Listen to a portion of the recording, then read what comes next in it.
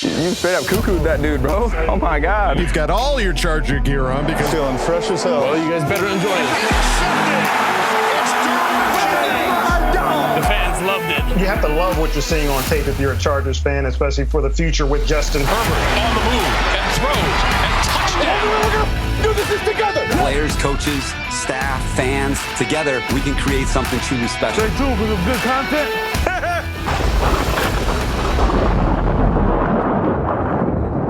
Well, hello, everybody. Welcome back to the Charger Chat.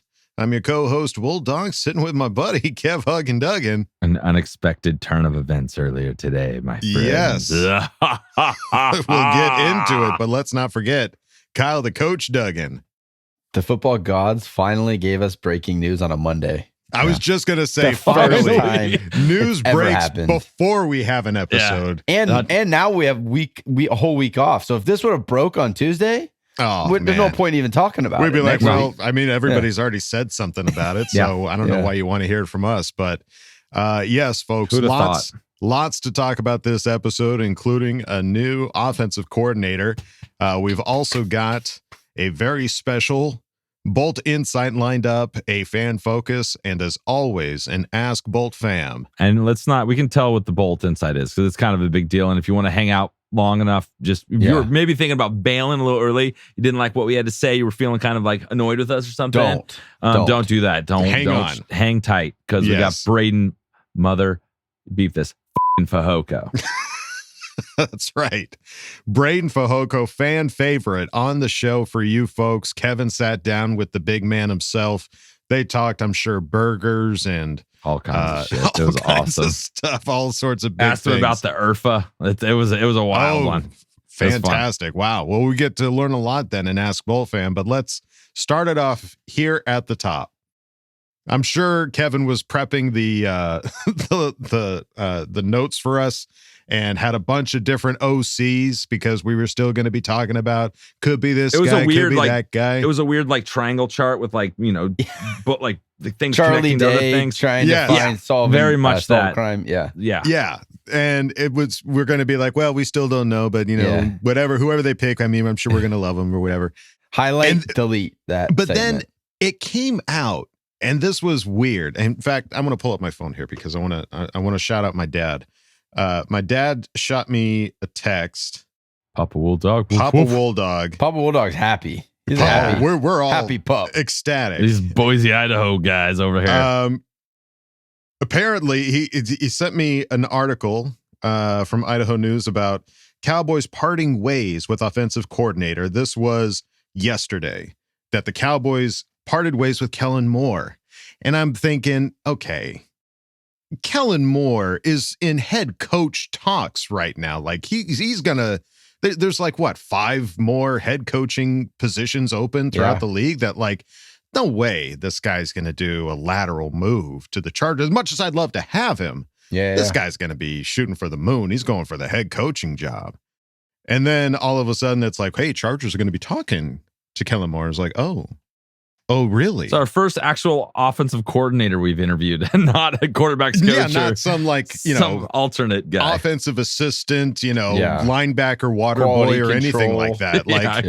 It's somebody that has actually done it before. And then today it drops. They didn't let the guy walk out the door. This was like another Brandon Staley-esque situation of we interviewed him. We couldn't let him walk out without signing him, and sure enough, the Chargers have signed Kellen Moore as the new offensive coordinator. They have agreed to the terms, and I cannot believe it. I am so happy with this. And what's crazy about this is that he's almost Kyle's age, which is crazy. He's 33. Could have been 34. He's 34. 34. Remember when I said that I had a problem with somebody, offensive coordinator, being younger than me? What do you I disregard that. I'm fine. I love this. This is awesome. Because at a certain point, we keep getting older, dude. No one saw this shit coming because he wasn't available. This wasn't you don't normally see an offensive coordinator that goes into the playoffs become an offensive coordinator for another team. They're usually a head coach. So this wasn't even on anybody's radar at all. And the fact that he did it is it's so obvious that he wants to win and he knows Justin Herbert can and do that for him. That's the sense I get. Yeah. Yeah. I mean, he gets criticism like crazy right now. And of course it's kind of crazy because I think he's made Dak Prescott look a lot better than he is. Totally. You know, I think Dak Prescott's a bottom half of the league quarterback. Wow. And they've had a top 4 offense every year that he's been there. Over the course of that time, the only team with more points and more yards is the Kansas City Chiefs. And it's like, so I was listening, obviously once this happened, I just searched YouTube with Kellen Moore to the Chargers. YouTube. Yeah. I wanted to hear what everyone's takes were. There was some god awful takes of like, oh, he just benefits from the defense of the Cowboys being so good in short field. I'm like, do you even read the stat? How are you the number 2 yards offensive with the most yards if it's just because of good field position? Right. You know, like that's just such bad, quick, haven't thought about it takes. All the people that I trust, because most of them are ex-Chargers, are all hyped up. Like Lorenzo Neal posted on his socials how ecstatic he was about Ryan Leaf. Moore. Ryan Leaf went off was like, on it. Cowboys, you made a giant mistake. Yeah. And I thank you for it because now the Chargers get to benefit from that terrible decision. Yeah. So yeah, dude. And the guy that I hate so much, Skip Bayless, was like, Chargers are probably going to the Super Bowl next year. That's what his take was. Isn't Skip a Cowboy fan too? Yeah, that's why he was like, I can't believe we let Kellen Moore go. He's the reason why he's the only reason why this offense is the way it was. With Cooper Rush, when he stepped in, he still played really well underneath Kellen Moore. And so Ben like DiFucci or whatever his name was, like those guys won like 5 out of 7 games. Yeah. So the fact that, you know, you hear a lot of people online talking about like the last play against the 49ers with the weird formation. Dude, that's a Mike McCarthy play. That's instant, like you don't know anything about him yet, but that's what everyone's fed to you. So look at a little more than that. And when you see like the stats and all the stuff that he's got going on and what he did in 4 years, started when he was 30. How old is he? 34. He's not done. Like he's not done getting better as a coach. But like I said, I think when Adam texted us, I was like, this kind of fits everything that we're looking for. You need a young guy because Coach Staley is so young. You need a young guy to come in. I wanted a guy that's had experience calling offense, even if it wasn't great, but like that has done it. And this, honestly, I don't know of a better fit. Frank Reich, everyone wanted him. Like one, that would have never happened because he's a head coach. But also, like, that's weird. Him coming back to the Chargers, serving under a guy 20 years, his junior. Yeah. It's like there's so many issues that could have popped up that this is like, I think, a perfect fit. And he's going to be that guy for Justin. Also, I love the fact that he calls plays on the field. Yeah. He can actually go over and talk to Justin mid-game and like dialogue, not having that be over the phone or like kind of excluded himself up in the box. There's just, I don't know. I know that we are shamelessly positive and we are homers. But I really don't know of a better option. And I mean, it speaks to the speed at which this happened. He agreed to part ways yesterday. Chargers, this was the top of the list. It had to be. It was borderline 24 hours. Yeah. We got an interview with him and hired him before I mean, I woke up this morning. It felt what happened was Ian Rappaport said that basically he got permission to be hired. He came out Sunday night and interviewed with him, and then he got let go like right after that. So he was basically 5 minutes of being fired to hired. Yeah. Wow. It was that much time. Like that's we clearly really got the guy we wanted. You know, like this was the top of the list. It had to be. Yeah. No, this is it checks all the boxes. A guy that has not just having experience, but good numbers, good playoff experience, good production, and as a former Idaho resident, specifically Boise, and seeing this guy be the quarterback, seeing this guy break a bunch of records. I think he's still, I might be wrong, but he's still like the most winningest like quarterback in the NCAA. 50 wins, 3-loss record. Yeah. Come on. Like the He's guy a was just a competitor. stud of a quarterback and went to go play with the Cowboys. He was a backup quarterback. And so I kind of kept an eye on him going like, man, I hope he gets a shot. But when you're behind Dak Prescott, there's just no way. And so they hired him from within as a quarterback coach and then moved his way up to offensive coordinator. And the guy's been awesome. Like in 1 year, he went up to do that. So, and it's just kind of crazy too. You look at it like talking about how perfect this is. He's also a former quarterback, so he's got that's that what I'm saying. perspective. Yeah. So our head coach and our offensive coordinator, former quarterbacks. You're basically surrounding Justin with former quarterbacks. Yeah. So I'm curious to see how one this of them is going to very go. successful in One the of them college incredibly years. successful, and yeah. Justin was very successful in the college years, obviously. So, I mean, it's just, it could not have worked out better. You couldn't have asked for a better fit. Mike Garofalo tweeted out the Cowboys parting with Kellen Moore was truly mutual as he knew he could land somewhere else quickly. Jerry Jones realized Moore, a longtime coach and player in Dallas, wanted a fresh start and allowed him out of his contract. Moore now heads to the Chargers. So, that's an interesting thought too. Like people saying that like, hey man, they wanted to get rid of Moore or he needed to be the scapegoat. It's like, it sounds like it was pretty mutual. It sounds like he was like, you know what? I'm tired of This something bullshit. something going wrong over there in Dallas. And tired of Dak Prescott is probably what he was tired of. Maybe. Well, you look Dak Prescott to Justin Herbert. That's a pretty big for an offensive coordinator in the NFL right now. Everything that you do is centered around that quarterback. So yeah, I mean, I've heard some criticism already of like the Cowboy fans. Their biggest thing was that his offense had so many like short to intermediate throws.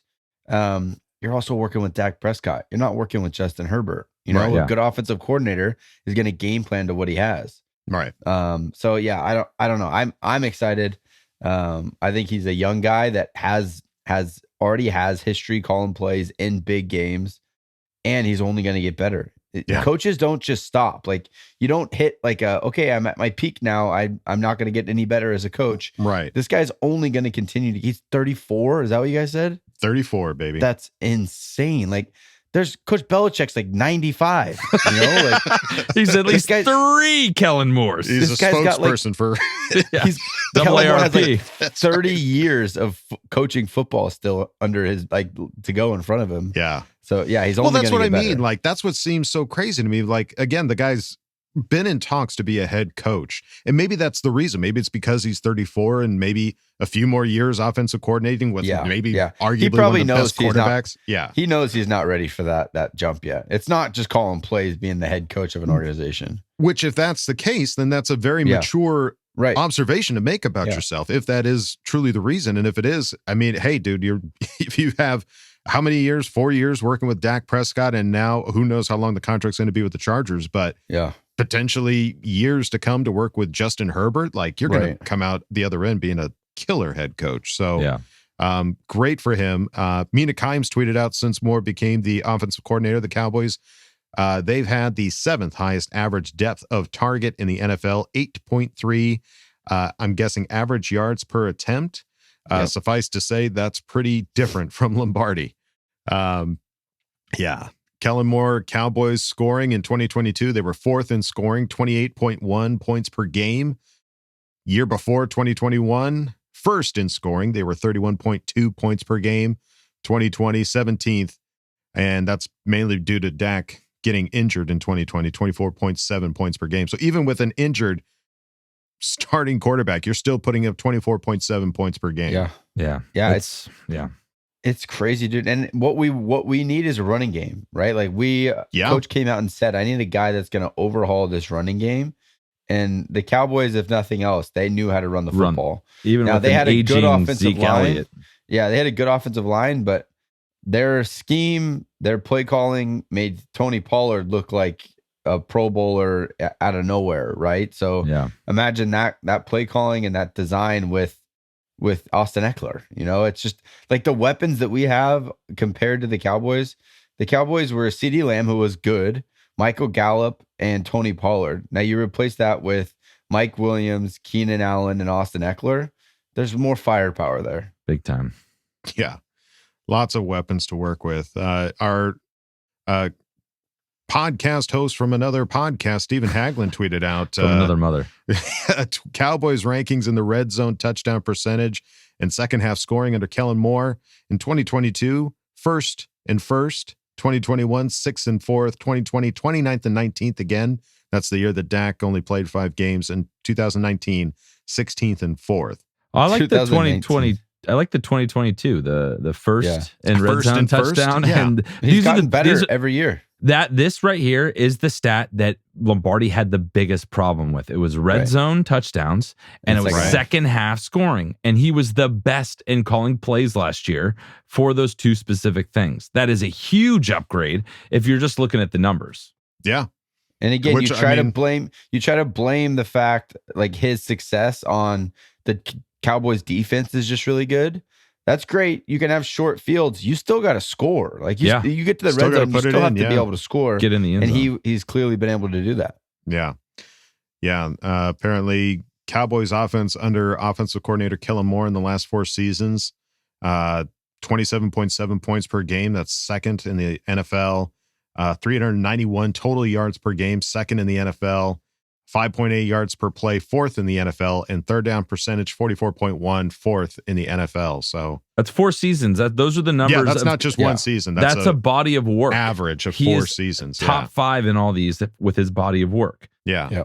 How the Cowboys let him go, I don't know what Mike McCarthy's thinking. I don't know why he thinks he'll be better at calling plays than what Kellen Moore will do, but I'm glad he does because it gives us the opportunity.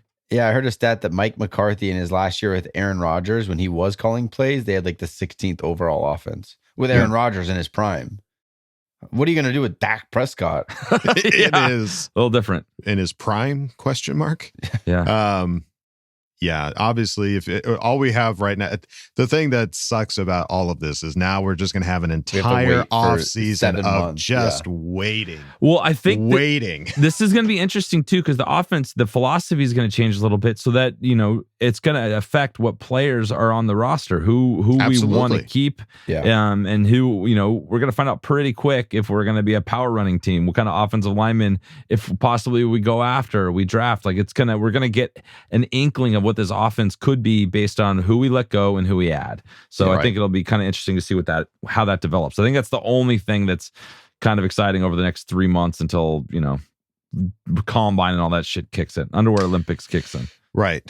Yeah. When it comes to free agency, when it comes to the draft, when it comes to deciding who we keep and who we let go, everything offensively, you're going to have to know that Kellen Moore is going to have a say in almost all of that as far as what it is that who he wants to keep. And it will be really fun and really exciting to see what happens. And, prior to getting Kellen Moore, we knew that Justin Herbert wanted to have at least some kind of a say in who the offensive coordinator was going to be. Yeah. And looking at Kendall Motors, where if you've seen previously, that was the same car company that put out the commercials with Justin Herbert sitting in the recliner, trying to make things easier, getting a haircut, stuff like that.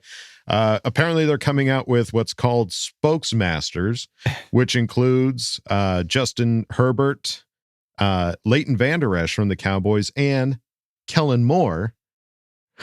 This is so odd. I don't fully understand what who else is. You know who else is a free agent? Leighton Vander Esch, that dude. If we quarterback can get that's Leighton also in Vander Esch, Spokesmasters, that would be he's amazing. a free agent as well. Oh yeah, he's a Boise State guy too. I forgot. Yeah, that's right. One of the best. So yeah, dude, I want to see. Dude, can you? We might have all the spokesmasters. Let's talk about this. Leighton Vander Esch is one of like the only.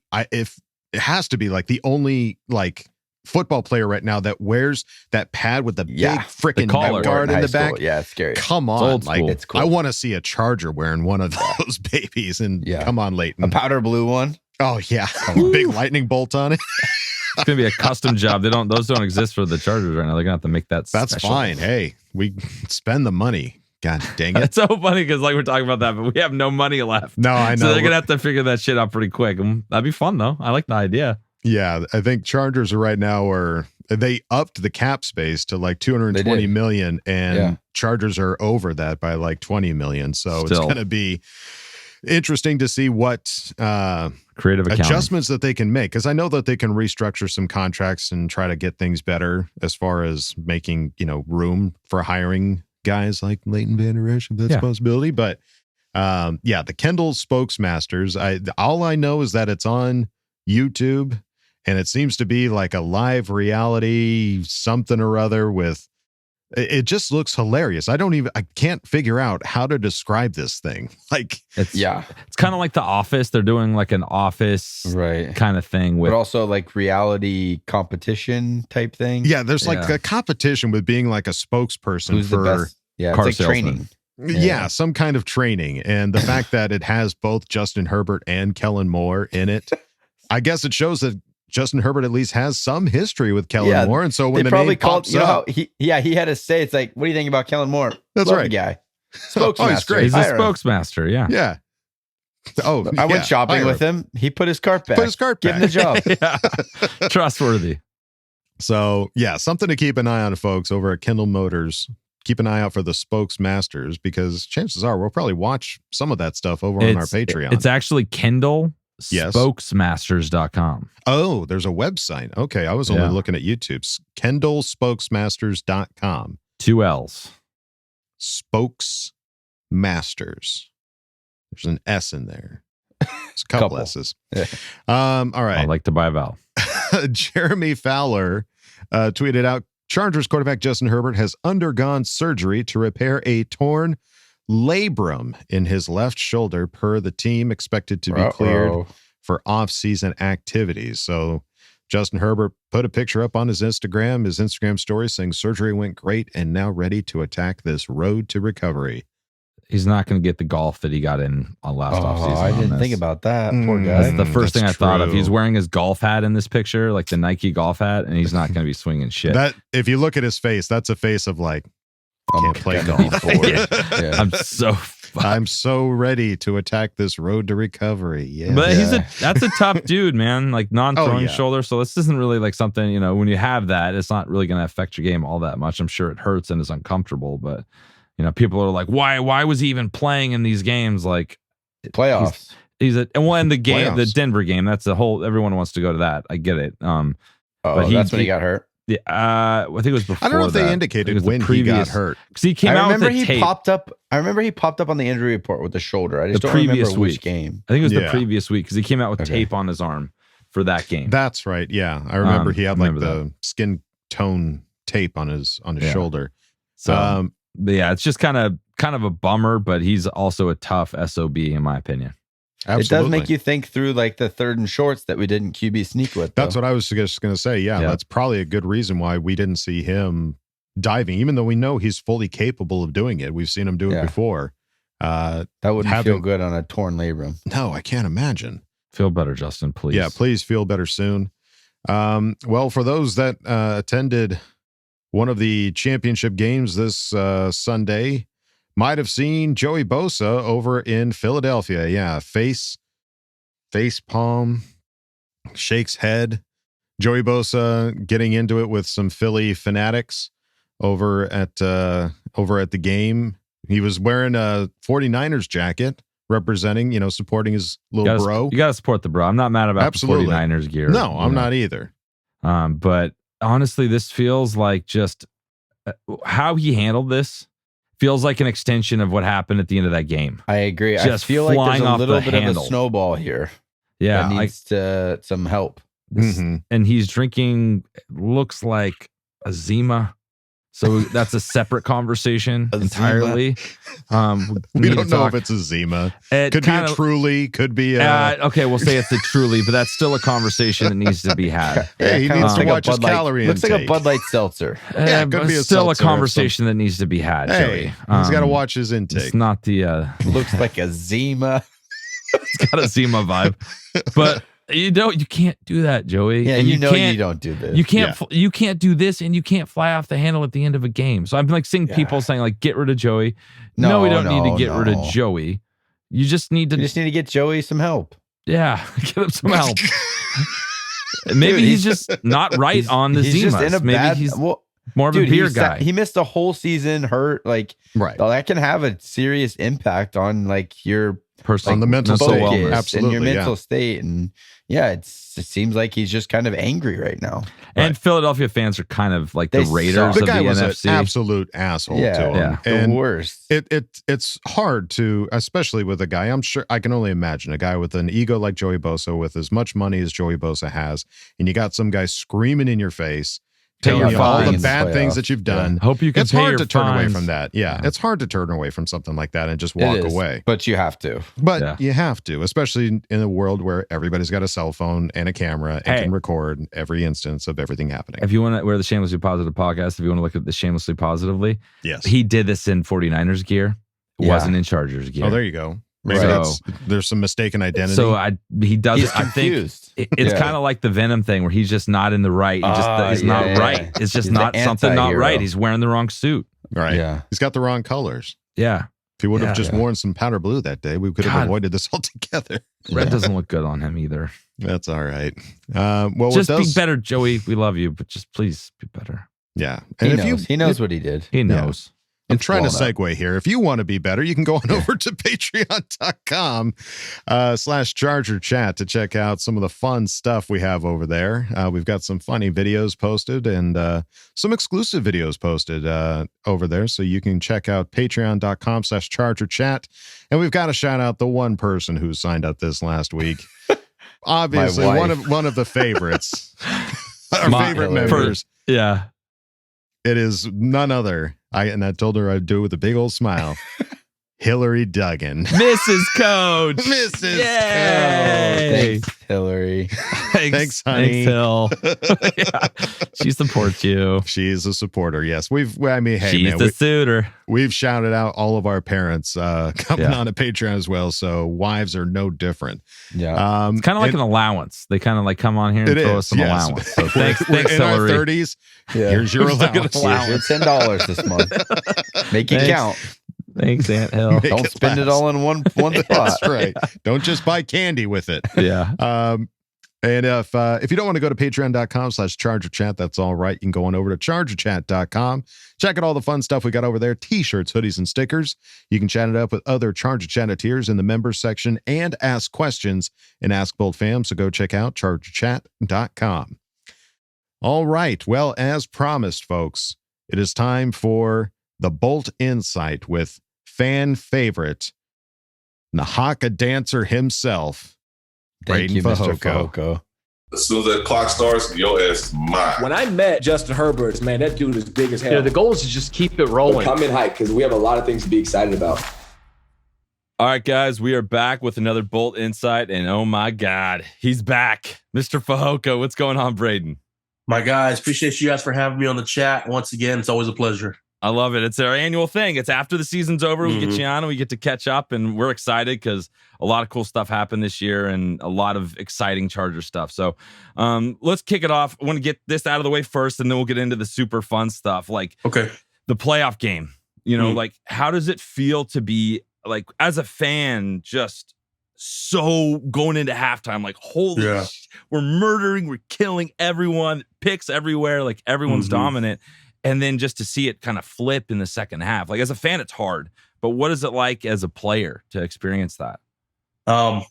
You know, I know the fans take it hard, and for us, you know, don't get it wrong. It's so much harder on us because you know we're playing it, we're living through it, we're seeing it in live time as it's happening, and it hurts more to us than you know you can imagine. You know, for a game like that, right? You know, you go up 27-0 and you give up a cheap one, as I like to say, before touchdown, because we had everything locked down, right? Yeah. You can talk about play calling, you can talk about, you know, things we should have done, things we shouldn't have done, but you know, momentum is very huge in the NFL. And if you had watched Jacksonville throughout the season, from when they won 7 or 8 straight, you know, they're a team that they have older veterans on that team, and they have really good leadership to where they've played games this year where they've came back and won when their season depended on it, you know, against Dallas, against the Titans before they played us. You know, you watch the Titans, they controlled that game for nearly 3.5 quarters. In the fourth quarter, when, that strip sack came, which I believe wasn't a strip sack. I thought that was a throw. It collapsed for them. And so, credit to them. They're a good team. But, like I said, it's tough. It's tough to lose like that. And it's crazy that I say this, but it's also good because now with the young core we have on our team, everybody learns from that, and so moving forward, everybody kind of has that sour taste in their mouth about what happened. And, you hope everybody learns from it. And that's the whole goal about adversity is, with pain becomes glory down the road. And you have to go through these things to get to where you want to go. Totally. And a lot of the season, a lot of our situation was we're coming back. We got to get back into this game, or it's like a battle until the end. Here, it's like we get up and it's like, is there something to be said for like not having a lot of experience with like having a monster lead and then having that a few times during the year to know how to really lock that down? When I look at our season this year, I look at a bunch of new guys coming together. A second-year head coach. We had a lot of roster turnover this year. Totally. A bunch of new faces on defense. The offense kind of remained the same, but I think I don't like to use it as an excuse, but having the injury bug this year really hurt us because there was no gel within our scheme, within the offense, within the defense. And when you're having to plug and play new guys and they have to understand their new roles, it's very tough. Right. Because when you go from, for example, like a skill guy playing special teams all year to now I'm D tackle 2 or I'm linebacker 3 or I'm now wide receiver 2. It's the pros. You have to be ready. But at the same time, it's different because as a play caller, you're used to calling plays for certain guys offensively and defensively. Now you have to adjust schematically. Now you have to adjust things. And, that's part of the process of growing is understanding your depth of your team, understanding the guys you have and coaching and calling calls to their strengths. And I think that's one thing the coaches did do a good job this year was adjusting on the fly.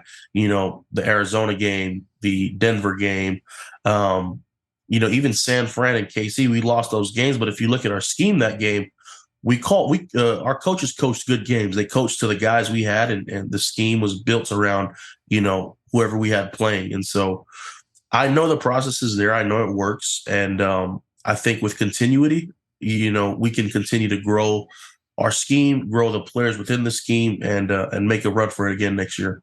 I love it. Yeah. And it just seems like each year with Staley, it's like there's stepping stones. Like we're improving each year. So that's huge positive. And we love to see that. And for sure. Something with, to continue about the playoffs, but one of the things that got me so hyped and made me so proud as a fan was when you guys were about to take off and all the Charger fans showed off to say goodbye. We saw you riding on the golf cart. Like you've been with the team now for a hot minute, seeing this kind of fan base and how we're growing and the excitement for you guys. What is it like to have that kind of support, from the fans? It's awesome because, we get to see them during training camp. We see them during the games and stuff. And, I'm always interacting with them on Twitter. But to wake up like that and to know that, one of our PR ladies was telling me before I got out there, she was like, they've been out here since 5 a.m., waiting for you guys. And some true San Diego fans, drove up. And it's so good to see that because, as players, right, you get so locked in on the moment, like, oh, I got to stay locked in. Oh, we got a game tomorrow. But for me, the reason I took time to go and see them was because I know the dedication. We haven't been to the playoffs since 2018. For my rookie class, 2020, that was the first time we've been to the playoffs in 3 years. And it was so awesome that there was fans out there that really believe in us, and there's going to be the fans that, they're going to be mad after we lose a game. And rightfully so, it's very emotional. It's an emotional game, and that's what makes it so good. But, Kev, like seeing all those people out there, I got to see a guy hold his newborn baby to me, and older fans, younger fans, all over the place. It was very awesome. And I'm always going to take time to see them because, fans make it so special. That's what makes our game so fun and so emotional to play. Well, and you're one of the best at that. And I think it's so cool because you've become a Charger favorite and you're on like all the social media stuff. Like we get like, you're on the interviews, you get like segments, you're riding with in the back of the Beamer. Is that where you guys were? With Chase. Yeah, that was cool. Like, so you're doing fun. all this fun stuff. I am very interested to know about the mic'd up stuff because I loved your mic'd up. It was amazing. But like playing a game like football where you don't always know what you're saying when you're in the heat of the moment. Yeah. What's it like to be mic'd up and when you're done with it, you're like, oh shit, like what did I say? Like what's the energy like when you're mic'd up? So the golden rule about being mic'd up in the NFL is whenever you have to let everybody know you have a hot mic. Okay. And most of the time you do a pretty good job of warning everybody. And then someone says something and then I'm like, yo, I have a hot mic. And he's like, you didn't, but they forget. Yeah. And, things fly. But in those heat of the moments in the game, like where you like kind of forget, it's all cool because, you just go to the producers after the game, you're like, hey, so-and-so is part of make sure you cut that out. So they're really good about that. They want you to be as normal as possible. Don't change who you are because you're mic'd up. You don't have to, watch what you say. Like, hey, play how you want to play. Don't let being mic'd up, hold you back or thinking about what you have to say or, protecting what you have to, produce on camera. Just be yourself. And so that's super good. And it's super fun because I've never experienced it till this year in preseason and then playing the Rams again late season. Yeah. But it's fun, man. It's fun to see, how cool it is. And, one thing about me was I remember when we played Denver the week after we played the Rams and Mike Purcell comes up to me and he was like, man, what's up, big time? I was watching your mic'd up last week, man. And, all of a sudden they start micing you up. Now you start making plays. I'm like, hey, Mike, relax, man. And it's one thing. It's cool because, you kind of get to see another side of players during the game that, fans don't get to see watching from the stands or watching at home on TV. Gotcha. That's so awesome. And then also like the thing the fans get, which is so amazing, is the all in stuff. So like what's it like are they like very low key around you guys? Because I know the Hard Knocks from everything we've heard is like in your face. The guys can't wait for that crew to leave. Like what's it like having the all in crew kind of doing their thing around you guys? So it's very similar to Hard Knocks, right? There's cameras set up around certain parts of the facilities, the meeting rooms. Inside the team meeting room 10, there's always a big camera on the field that catches everything from practice and walkthrough. But they're very low key about it. Hard Knocks was like mic stand right like above in your you. face. 4K camera as you're walking out. So, they like to make it known that we're here, we're there. But, the All In series is really cool. And I've got to watch snippets of it, because it's such a long season. Like there's a lot of things you want to do, a lot of things you want to get done. And so now I've gotten to really sit down and watch the All In series and I love it. It's intense. It's emotional. It's raw. They address things that people don't want to speak about. Like, for example, our run defense, right? Changing the narrative, that episode alone really tied me in because team production, when it goes out to the public, some teams like to protect themselves and always talk about the good. But I love how the Chargers really produced that episode. Everybody knew we struggled on run defense early in the year through midway. And when you talk about changing the narrative, I love how they used our weaknesses and build it up and build upon that. For those like 4-game win streak we went on playing, from San Fran on and how we played better. I love that the fans get to see our struggles and they get to see our triumphs. The process is not always good. And I think it's good that you show the public, you show the media, you show the fans that, hey, not everything comes overnight. And hey, let's put it into this series and let's, let it produce and let it have a movie of its own. So I think it's really cool that the Chargers have done that.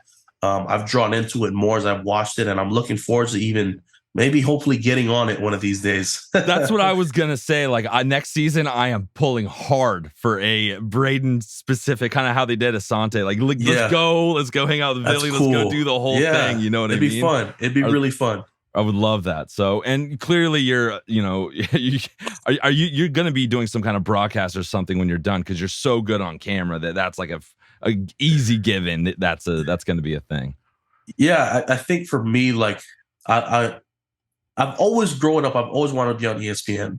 Yeah. I've always wanted to talk about sports after I was done playing sports because it's my passion. Football's my passion. I love watching basketball. I love watching baseball.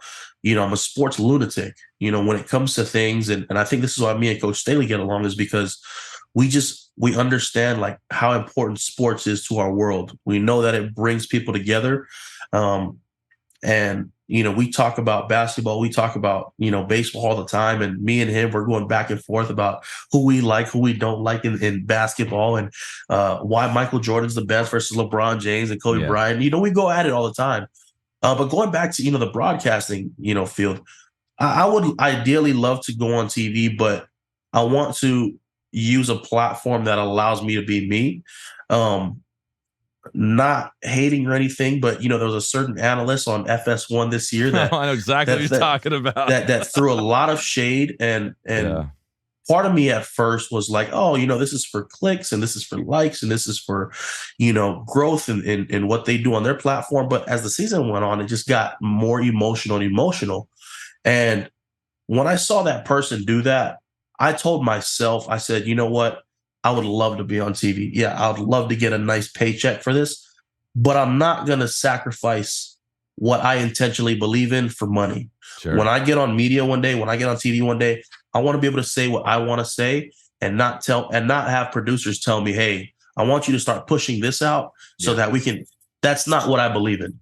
I'm going to always talk about what I believe in and what I'm true to, and that's going to sell. People always going to respect you more for being real versus producing something you don't really believe in. 100%. Well, if that's the case, we should just make your Twitter feed a show, because I'd watch that all day long. For sure. So much fun, dude. Well, and I wanted to ask you, like the perseverance you had this year, because in all honesty, I thought after last year, you were going to come in, you were going to be like immediately in the rotation, like going hard day one, playing the whole season. Mm-hmm. And it wasn't the case to start, but by the end, you were absolutely so dominant on this defense and so much fun to watch, and just seeing your attitude never change on social media and all the interviews. Like, what was it like for you to do that and then be, kind of winning in the sense of like getting on the field and being as good as you were at the end of the year?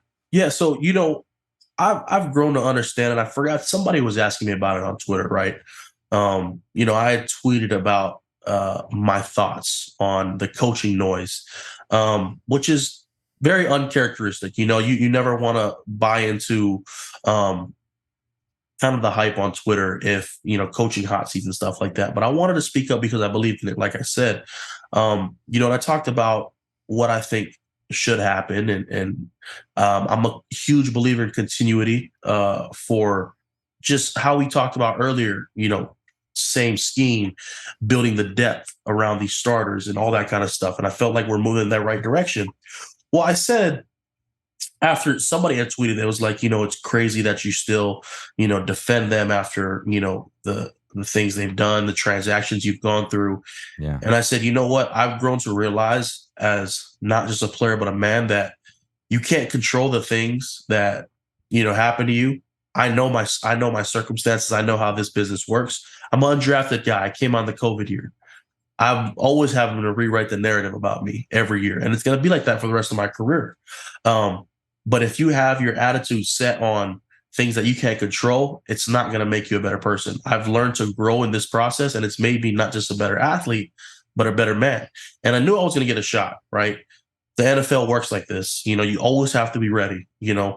It's one of those things that when it happens to you, you can either pout about it or you can come back to work the next day and just work your ass off. And fortunately for me, I was blessed to, be pushed into a starting role when I had the chance.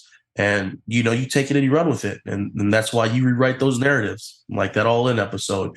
You show them that you can be a star in this league. You show them that you can make plays consistently every week. You show them that you can be an anchor in the middle.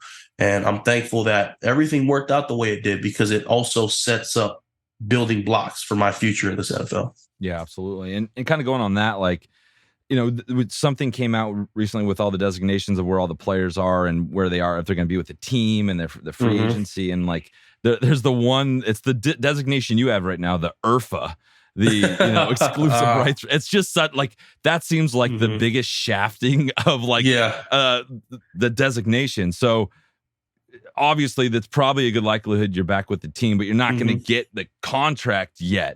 So what is that motivation like for, like, what are your goals for the season and what do you want to see happen this upcoming year? I'm very fortunate to be playing a sport that I love, and I'm very blessed that, it pays us well. One thing I've always told myself was I'm never going to do it for the money. I'm always going to do it for the love of the game. And that's why even if you see us, losing against San Francisco or, losing against Denver in the third or fourth quarter, I'm still going to play my heart out because I love playing football. I love coming to work every day, even though there's some days where it's like, oh man, I'm tired. But 95% of people, in America, in the world, they don't get to do the job they want to do. I have the opportunity, and I'm very blessed to be in the position I am to play football for a living, make a living off of it. And I could be like, oh, I deserve this money, so-and-so, or, this guy's getting paid this. Why am I not getting paid that? But it's not about that. You have to remember why you started playing. And if all that stuff comes, good. If it doesn't, so be. I still make a really good living. I get to support my family. I get to support my fiance, and along the way, bless people's lives. And, I'm very fortunate I'm in the position I am. Well, and that it shows in your play, and it shows that's why you're such a fan favorite, dude. It's just like you can't fake that. Like that just comes out in everything you do. So thank you for that. And I appreciate you. One of the things that Kyle, my brother, does every episode, he did it once the streak started. We do like a bolt prediction at the end of the game, like what the score is going to be and what a player's going to do. For the whole streak of winning, he had 45-10. We were going to win, and we were getting a Fajoko sack dance. So and it was consistent the whole season. Thank you.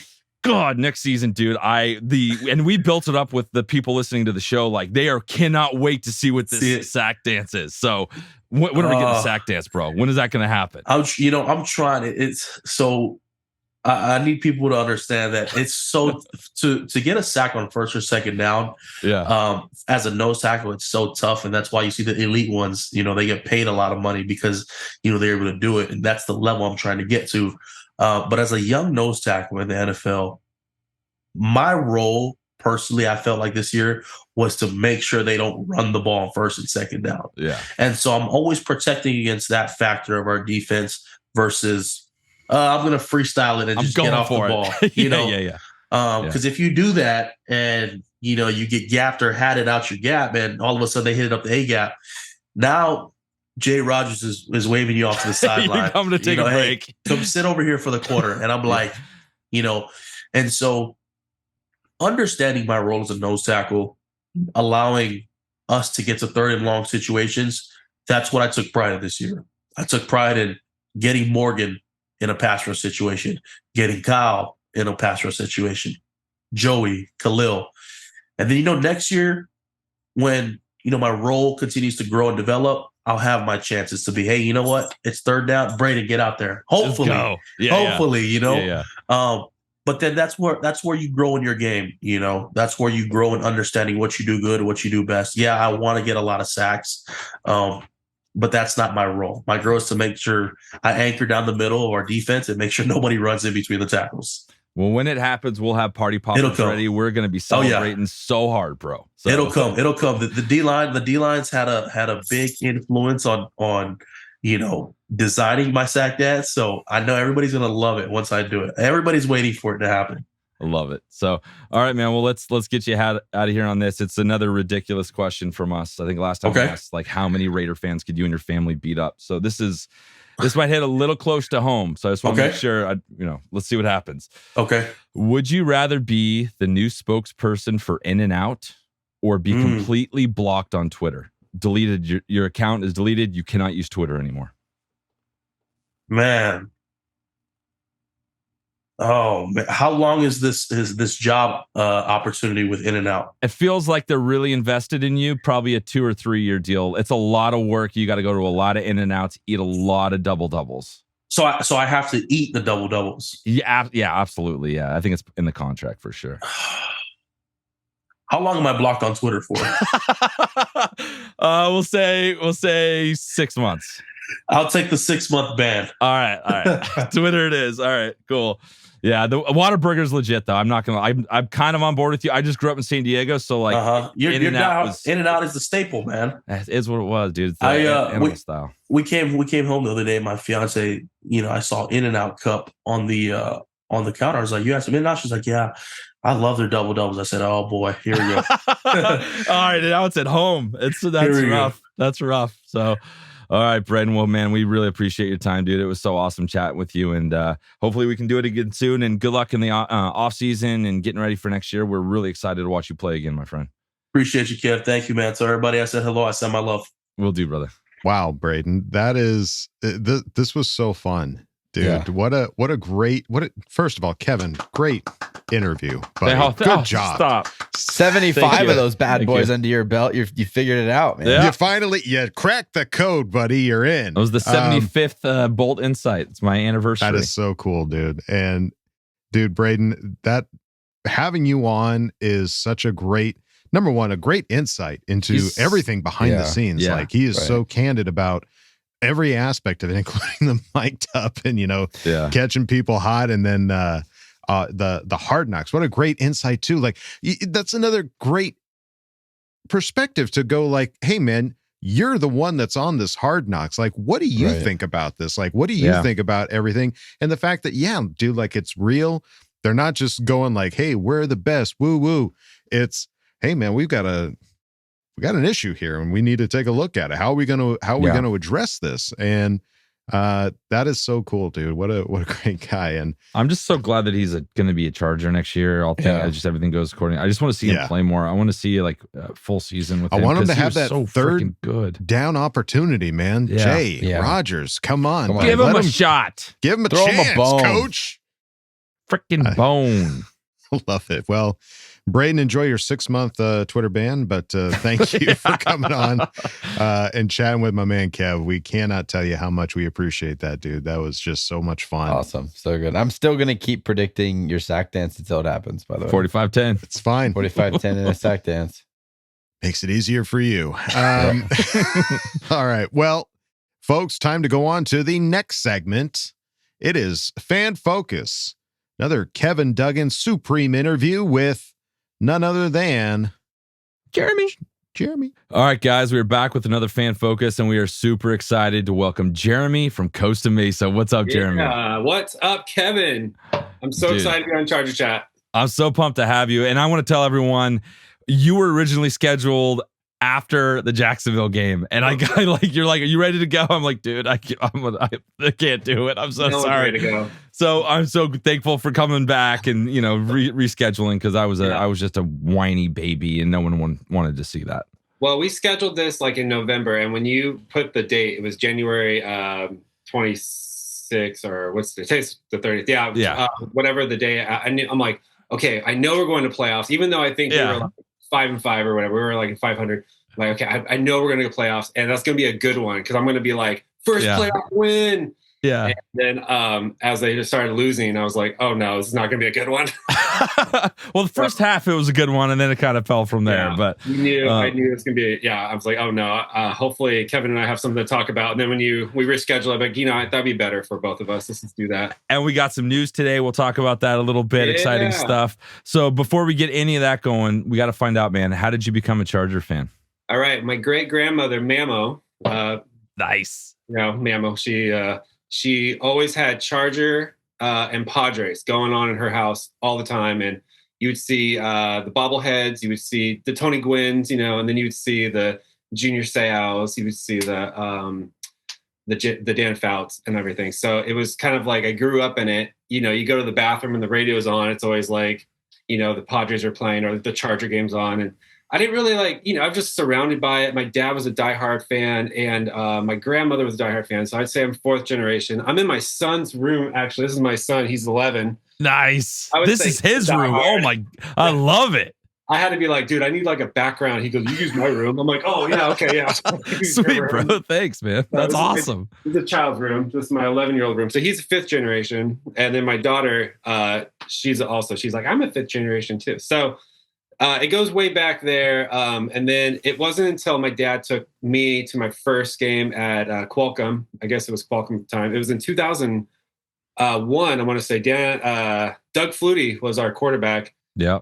And I was like, this is kind of fun. The energy was great. I didn't really understand how football worked. I was a swimmer my whole life. So I'm like, okay, well, oh, that's a first down. Oh, it's only that far. Oh, they got it past. Okay, cool. Now I'm into this, and getting into it was really fun. And my dad would take my brother and I to every Charger Bronco game. Okay. Because my brother, we have family in Denver, so he became a Bronco fan. He's like, I want to be a John Elway Bronco fan. So there's a little division in the family. Gotcha. There's got to be one of those. There's got to be something there. It makes it fun though. Like, yeah, I was thinking about it the other day when the Chargers and the Broncos were playing. I'm like, it'd be weird if he was a Charger fan. Yeah. Like, it'd be too easy. It'd be too nice. Yeah. Because now I get to like ruffle him up, and my dad, we get to like, I have pictures of us at the Charger Bronco game when they came in when we had that crazy like overtime game. But yeah, there's both of us like choking each other. It was fun. But anyways, that's awesome. Yeah. So that I became excited about that early on, like 2001. And then, every year was just a Charger game. Finally, 2 years ago, my dad's like, let's get season tickets. Let's get 4 of them. I'm like, great, let's do it. And so we get to go to SoFi now every year, and the rest is history. So I love it, dude. 20 plus year. You're a 20 year. You got to get like the patch. We got to have a 20 plus year patch or something. We do. I know. You know what I mean?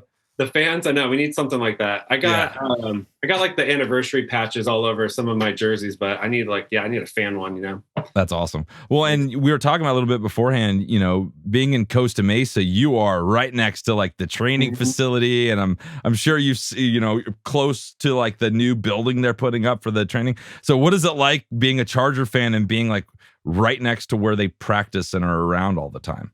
Yeah, so being a Charger fan when they were in San Diego, I always thought to myself, oh man, they're close. They're the home team still. This is before the Rams were LA. They were St. Louis at the time. Yeah. I was like, dang, they're so close, but I wish they were closer. And then when they announced they were coming to LA, it was a lot of like, oh no, San Diego forever, baby. And they're like, but they're going to practice at Costa Mesa High School. I'm like, oh, really? No, that was a quick turnaround for you. They're right there. Yeah. And then I'm a teacher at it's called Newport Mesa, but it's Costa Mesa, Newport Beach school district. And so our trainings are at Costa Mesa High School during the summertime before school starts. So I'll be on my break and I'll just be sitting there drinking coffee with my teacher friends out the windows, Justin Herbert throwing to Keenan Allen during one of their like fan days, Yeah. And I'm just like, where am I, man? And the teacher's like, are you going to come sit down and learn about teaching? I'm like, I'll be right there. Hold on. I'm learning about how good my quarterback is right now. Yeah, don't bother me. I kind of walk over and kind of like, test the area, and they have security guard. They're like, oh, he's a teacher. He's fine. I got my badge on. Nice. And I became a little like obsessive. My wife goes, she's a teacher too. She goes, where were you during the training? I go, well, where do you think I was? Where Justin Herbert and Keenan Allen and Mike Williams, that's where I'm going to be. I'm going to be watching them. That's awesome. I know how to do this teacher thing. So, yeah, it's a lot of fun. And right now I teach in Newport Beach, but on my way home, I have to pass the facility around like 3:00 is when I get off. And so that's usually when they're doing their media or they're wrapping up. And so you'll see them practice sometimes when you're driving by. There's a big gate or the big fence where you can't see them, but you'll see the goalpost, and sometimes you'll see a ball go through the goalpost. Like, nice. Oh, nice. Dicker the kicker doing some work. Yeah, I'll be listening to Charger Chat too. I listen to Charger Chat on my way home, and I'm always like super stoked. I'm laughing. You guys are so funny. And then I'll be parked there's a coffee shop, and people who've been there, they know this. There's a coffee shop, and you can park kind of like you're going to get coffee. Yeah. And you can sit there and drink coffee. And I've held the door for Corey Lindsley before. I'm like, oh yeah, here you go. No way. I've seen like players come in, and you just kind of like drink your coffee and like, okay, do I like say hi to him or no? But dude, you got to get a helmet and just be ready with a Sharpie, yeah. dude. This is my helmet right here. I need to get like this Oh, guy. hell yeah. And like get him like, hey, can you just like here sign this real quick? You don't even have to say anything. Just offer the helmet and the pen. And you don't even have to say anything. They know what to do. True. Yeah. That's true. They're pros. Oh, I know. I'm a little nervous about that stuff, but yeah, me too. I I feel like such a geek, like total like fanboy sometimes. It's ridiculous. But yeah, living in Costa Mesa, you get the privilege of like seeing them around more. There was a time I was in bed, it was 8 o'clock in the morning. It's a Saturday morning. I was like, oh yeah. And I look at I'm on Instagram and I'm looking, it says Austin Eckler is like, I'm gonna be at UFC gym signing for a half hour. Anyone wants to come get something signed or say hi, I'll be there at 8:30. I'm like, oh babe, I'm gonna get some donuts and I'll be right back. So I go get some donuts. I get some pictures of Austin Eckler. We talk about the games. He's like, what's your favorite game? I go, dude, your game at the Pittsburgh game last year. You scored 4 touchdowns. He goes, thanks, man. Hopefully you come to more games. I'm like, are we like friends now? Like are we buddies? I love it. He's the nicest guy. And then another story, my wife and I, we're having a baby. So we're that's our announcement. Congrats, dude. That's awesome. So we're in like doing the hospital stuff at Hogue, and that's where they get sponsored. Yeah. And I'm looking at the report. I think it's on like a Wednesday or a Thursday. I'm like, dude, Sebastian Joseph Day has an ankle injury. I'm like, when did that happen? It was like after the Denver game. Yeah. And he walks right up to me. And I'm like, oh.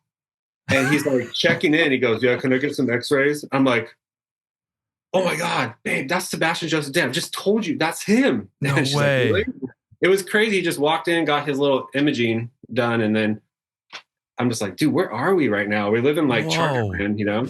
You're like getting ready for a baby with the appointment. You see Chargers. You're getting coffee. You see Chargers. There's Chargers everywhere, dude. I'm so jealous. I wish there was more. Sometimes, you know, be out in public going, okay, are they going to be here? You know? Yeah, you got to keep your head on a swivel. You never know where the Charger's going to pop up. You never know. I think Justin Herbert's too busy studying his playbook. Like I never see him out there and talk about anything like that. Well, that's awesome, man. And congratulations on the new edition, dude. That's so exciting, man. We're pumped for you. We're excited. We're like we're stoked. So it was a long time trying, but we're like, this is it. We got it. We're good. I'm so happy for you guys. That's awesome. Another Charger baby, man. Keep another Generation 5 coming. Let's go. I know we got some onesies already for her. We got I got a Justin Herbert jersey for her. Yeah, she's good. She's ready. She's set up, ready to go for next season. I love it.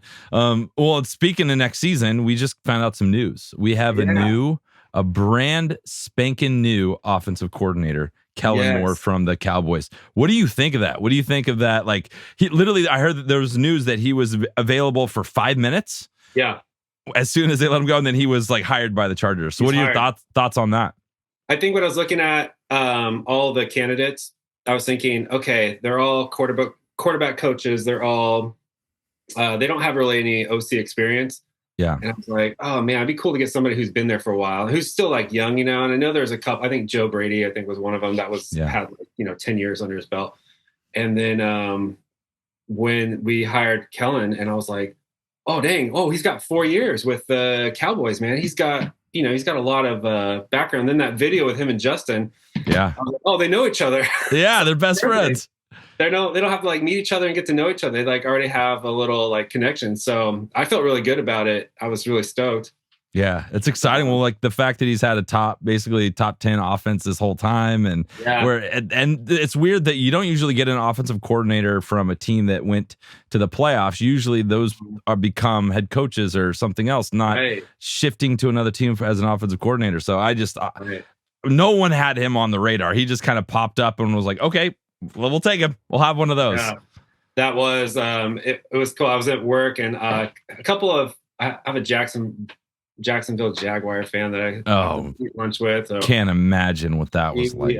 Shout out to Katie. She's gonna watch this, but hi, she Katie. Had to wear her little Jacksonville Jaguar shirt. She's like, "Oh, look at this!" I'm like, "Get that out of my face!" But anyway, we got it. I was like, "Yes!" They're like, "What happened?" I'm like, "Dude, we got a new OC. We're good, and he looks great." So I was stoked, and everyone That's knew awesome. it. So I'm excited. No, it's cool, and we'll see. Staley's like each year he'll bring on new people, and he gets better in all the respective positions. So I have nothing but trust in him. So I'm excited for that. And let's get you out of here on this, brother. Like, what are you most looking forward to this off season and kind of the we're back in like the dog days of being a Charger fan where there's not a lot going on. Like we just got a whole bunch of news and it's going to be a little lull. What's like the next round of exciting news or the next part of our schedule you're looking forward to? Yeah, it's funny because last year, I think even though we lost the Raiders, I was on this high. I was still on this Charger high. I'm like, dude, that was an awesome comeback. Justin Herbert, you got Mike Williams in the end zone catching those ridiculous catches. You got Josh Palmer catching that ridiculous catch. But I know even though the loss hurt, it was like I was pumped. This year, I was like, okay, it still stings a little bit. Yeah. I'm getting over it, but I think I'm most excited to see now that Brandon has his OC in line, and I don't know what's going on behind the scenes, and I'll never know what happens behind the scenes. That's why I'm not very vocal with fire him. I'm very it's same. I pass by the headquarters every day, and I'm always like, what's going on in there? What's the atmosphere? It's different than what we think it is, but I'm excited to see what all these new coaches come on, and the excitement. I'm kind of nervous about the cap, the salary, or the money. How much we can spend. Yeah. It's going to be a little rougher this year. I don't want people to leave. I wish we could have Kyle Van Noy still. I wish we could still have a lot of those players we picked up last year, but I trust the Chargers. You always, every offseason, you have to trust them. You have to trust that they're going to make the best moves. Tom Telesco is going to make some good moves, and especially after seeing what he did last year. I have some trust that we're going to do good and we're going to get a Super Bowl team next year. I love it. I'm all about, and I can't let you go without. You're a 20+ year Charger fan. I can't. We'll go out on this. What is your biggest Charger memory? Oh, it's a sad one, but it's one where I went to the 2006 playoff game when we were 14-2. Yeah. Marty Schottenheimer was our coach, and LT was kicking ass, and it was awesome. And we went, and they lost, and it was a memory because I always tell my kids this. I'm like, I had to walk up that hill, and you guys all know the hill, those Qualcomm Stadium, Jack Murphy Hill. There was we were too cheap to park in the parking lot, so we always parked in the residential area. Yeah, and it was just that long walk in the rain. I remember it started raining. I was like, "This is so I can't get any worse than that. It's raining on you." I know, that was like a Charger memory. And then my best memory, of course, was I had my kid. He's 11 now, but he was 4 years old. He loved football, and I had him on my shoulders. And Joey Bosa is signing all these balls, and he walks up to us and he looks at Ethan, my son. He just goes like this, and Ethan throws him the ball. He signs it. He throws it back and he catches it. And I'm like, and then we made it like on the Chargers like Instagram, Oh, sweet. And my son's like so cute. He's just like a normal little boy, and I'm like this, freaking out. What do I do with my hands? I don't have hands. That's like stuck. That's amazing. That was cool. And I still have the ball right here. It's signed by him. And dude, that's awesome. It's cool. Yeah, it was a good time. But yeah, looking forward to this year. Always have to look forward to. I mean, what else are we going to look forward to? Yeah. We're gonna go 17-0, baby. Let's go. Hey, I always reset. They're gonna ask me, what's the prediction? 17-0. Let's go. I always agree with you. I was like, Kevin's got it, man. Yeah, why not? Why? Somebody's gonna have to do it again eventually. Might as well be us. Yeah, come on, we're 17-0 all the time. Yeah, let's go. Tell me now. All right, Jeremy, it was a pleasure meeting you, brother. It really was. And congratulations again on the new edition. We're so pumped for you, brother. Thank you so much. Thank you. Yeah, so let's definitely stay in touch. And your season ticket holder, we are too. Let's try and meet up at one of these games and hang out. Yeah, I was gonna say all the fans this year. I feel like I felt more connected this year with all the fans. Brisket Broads, with you guys. A couple more fans I've been keeping in contact with. I was at the rally before they left to Jacksonville, and just people were so nice, and everyone was like on the same like, we love our team, man. And all the stuff you hear like online and you read all the trolling, you're just like, this is not these people. This isn't it. Yeah. This is Charger. This is Boltfam right here, man. And you could tell the players feel it. We feel it. And so I was excited to be a part of it. I think this was the first year I felt more connected. And then being on this podcast, I'm like, dude, I'm in. I'm a Bolt fan, you know. Let's go. We love it, dude. It was I love it. so awesome meeting you, Jeremy. And let's Guys. definitely stay in touch, brother. Let's do it. All right, man. Okay, love you. Bye. Love you. Bye. All right, Jeremy, we have a test at the end of every fan focus. And you passed, buddy. Thank you. Okay, love you. Bye. Okay, love you. Bye. Okay, love you. Bye. Oh, dude. Dude, what and a great congratulations. fan focus. Yes. So Dude, round of applause. Round of applause. That's another Jeremy Charger fan. Here we go. Mom, so glad. Mama. You've got the onesie, you got the jersey, you're locked What and else loaded, do you you're need? ready to go. Yeah. Set to go. Ready to Throw a pass couple on the fandom. throw a couple diapers in the mix, and you're ready to rock. You're ready. Like just talking about him, I was trying to figure out how I can modify my career and my aspirations for like earning money to how I can live in Costa Mesa and just go to that coffee shop and hang out. And just be there. Just maybe I could try and get a job at the coffee shop. And hopefully like, they hey, pay you guys enough need a to handle cinematographer? a family of 6. Yeah. You need a cinematographer? No, you need somebody to clean the bathroom. Daily? All right, deal. Sign me up. Oh, yeah. What a great happenstance of just I'm so jealous of these people that are just like, oh, I just turned around and all of a sudden there he is. It's There he Justin is. Herbert, Florida Yeah. Keenan Allen. I was just like, I just happened to be walking by. Well, the fact that he was a fan for so long, and he didn't get that at all, and he wanted that, and then all of a sudden they moved right next to him. Like that's really freaking cool. Yeah. Shout out to Grandma. What was the name? Was it MoMA? MoMA. I think it was MoMA. Yeah, Shout that out was to a MoMA sweet name. for setting the for tone. setting Jeremy up right with all the bobbleheads and the pods. Lead by and- example. Yeah, absolutely. You always need somebody to lead by example, and that's what we're trying to do here. Is we're trying to lead by example. So you know it, Jeremy. Keep up the good work, buddy. Thank Awesome, you for dude. coming on and chatting Thanks, with brother. Kev. All right. Well, now it's time to go on to the next segment. Ask Bolt Fam. Let's get to it. Time to put your money where your mouth is. Hi, guys. Don't jam a thumb up his butthole. That's what you do. I wet myself in excitement. Oh, so hungry. Your thoughts are like totally appreciated. Catch you later, dude. Okay, love you, boy. That's right, folks. Time for Ask Bolt Fam. And we start off at the top with Tom Telesco's burner account. TTBA. Ooh, ask the question. Was that the first do-over in NFL history? I love how the NFL rigs almost every game for me guys. I like turtles. You guys think the NFL is legit rigged for me guys? Shit, it's just blatant for me and Brady. I can't believe. I need an explanation. I was kind of watching the game while we were having dinner. The kids were really loud. We had the TV turned all the way down, so we couldn't hear. Did they call a timeout or something? Is that why the ref stopped that play and they got to do it again? You'd have to ask somebody to actually watch that game. I have no idea. I watched the end of it. You guys didn't watch. But do you know what this is referring to? It hurts to? my soul. I honestly, I don't know the play. Dude, this is insane. Fourth quarter, it's a tie ball game. The Chiefs have the ball. Mm-hmm. It's third down. Mm-hmm. It's like 3rd and 6 at like the 40-yard line. So they're getting close to field goal range. They get stuffed. The Bengals stuff him. He just has this stupid little incomplete pass. All of a sudden, it's like, oh, okay, cool. They're going to punt. The punt unit is coming on the field. The referees start talking, and they're like, no. We got to replay the down. It's nothing I've ever seen. There was no flag thrown.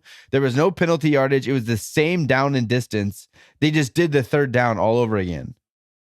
Yeah, that's what they're talking about. He literally got to do 3rd and 7 twice. I'm so glad I didn't watch this game. But I don't know. Like, I don't know if there was a timeout that like people didn't hear the whistle. I'm still confused about it, but it is very, very sus. Everything that happened. Yeah. I just watched a play too. On the play where he did the next couple plays, he did that scramble where he ran out of bounds and got hit late, and that set up the game-winning field goal. Yeah. There was like 4 holding penalties that should have been called. Oh yeah, on the big Chiefs. time. Like big time. blatant, really bad, like pulling jersey. It's just like, how do we get to be that team that gets that stuff? And I think it might have been Tom Telesco's burner account posted. There was a pass that didn't make it to the line of scrimmage, and they called it incomplete. So I think that's intentional grounding because I didn't see a wide receiver in the area. Yeah. I mean, a lot of those. everything was bad. It's a lot of those. bad. I didn't watch the game, but I mean, the next day, I mean, Twitter is filled with people going, when are we going to hold these refs accountable? When are, why is the NFL such a poorly officiated league? Even ex-NFL guys. I saw Danny Woodhead posted about it. Yeah. Like it's terrible. There's so many opportunities to get the calls right. And I don't know if it's ego. I don't know if it's people that just don't want to look stupid out there on the field, or if it's rigged. I mean, honestly, at this point, it feels like if you're not going to call a fair game, then what's the point? But I mean, I couldn't have cared less about watching these games over the weekend. So I couldn't speak to it. I feel bad for the Bengals fans because they experience what we experience when shit like that happens. Yeah, and just so and honestly, that last play, like it was going into overtime. All that shit said and done, it was going into overtime, and then their linebacker hit him out of bounds. Like, don't do that. Like, you didn't need to do that. You know what I mean? That was a really dumb guy. They kind of charged that at the last minute a little bit. That was like the movie we watched on Patreon where you're just running and shooting people in the face. That's like pretty much what are you doing, guy? Like, this is insanity. Yeah. How could you possibly do that? Last Boy Scout. But nice tease. And I did want to shout out my one of my best friends, Randy. He's going to the Super Bowl. Congratulations, Randy. No, but I'm happy. I'm happy. I'm not happy for him. I'm happy that he's happy. Let's put it that way. He's happy enough. Yeah, dude. He's been happy. Yeah, he couldn't be happier. Yeah, I want some happiness. Yeah, when's it our time? Hey, to be happy. It's our time down here. Down here. Your time up there. Chat. We're in the basement. Underneath, we're in the well. One-eyed Willie's gold right now. We're in the well. Waiting. We're people flipping coins at us. Sitting down Troy's bucket. Booby traps. Come on, Chiefs. Just drop down the Troy's bucket. We just want a little taste. Just a taste. Yeah. Just I'm tired of the booby traps. Yeah. I want to save our houses from turning into a golf course. Okay, that's all we want. Yeah. All right, Tom Telesco's burner account. Good Thank enough. you for asking the question. We're good enough. Let's move it on now to House of Haynes. It's good enough. Sorry. Who asks Goonies. The question? Sorry. Well, now, with the Queefs making it to the Super Bowl with questionable calls, and I'll say the Eagle beating a 4-string quarterback, I'll say, who gives a shit less about this game? I'll say, give the Eagles a win so I can talk more shit to the KC fans next year. I'll say, love you, bye. Well, and this is interesting too, because like you think about it, like you lose first in the first round of the playoffs, that sucks so bad. You get into the second level, you lose, sucks even more. You get all the way to the big show when you lose, Bowl, lose, just crushing. Heartbreaking. I have to say too, I hate Patrick Mahomes with a whole new level after Sunday's game. Yeah. What did he do? Okay. What did he do now? It's just so much. There's so much I hate about that guy. First of all, he has this high ankle sprain, right? Mm-hmm. Oh God, he's such a pansy, dude. He has this high ankle. It's like, sprain, make sure the camera's on, and I'll start limping, dude. So the first quarter, the Chiefs couldn't have played better. They were just firing on all cylinders. I think they scored 10 points. You don't see a limp whatsoever. Not even a sign of a limp. They made sure to say that he didn't get any shots before the game to numb. He's ready to rock and roll. All of a sudden, second quarter, third quarter, their offense goes to absolute dog crap. That limp is just so intense. Like, you can't, the camera won't leave him after the play because he's like, he's putting on such a show. Off. Yeah, he's putting on. I'm just like, oh my God, I hate you so much. You're the worst.